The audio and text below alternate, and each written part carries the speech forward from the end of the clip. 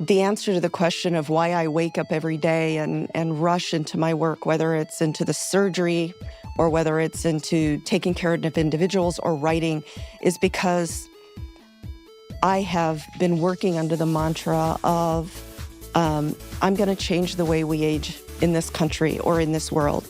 Because when I started, there was this steadfast belief. The national zeitgeist has changed now, but when I started, there was this belief that aging was an inevitable decline from the vitality of youth down a slippery slope to frailty where we would spend 20 years of our lives dying, going to the doctor's office every 3 years.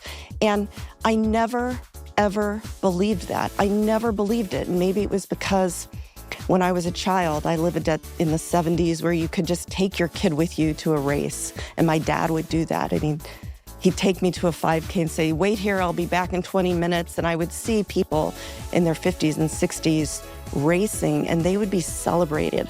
Or maybe it's because I started as a cancer nurse and I saw people fighting every day for their lives. And I believed that that was not the destiny that we were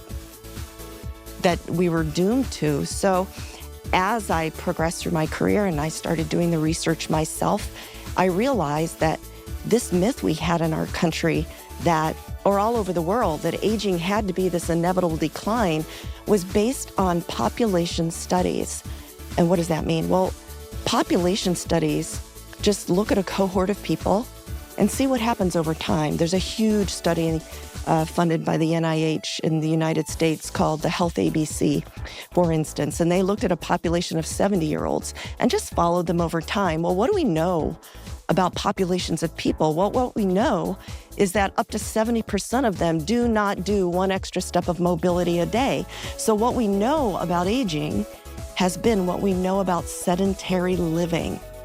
And so I did not believe that we truly understood how the trajectory of our aging could be for people who remained active across the course of their lives.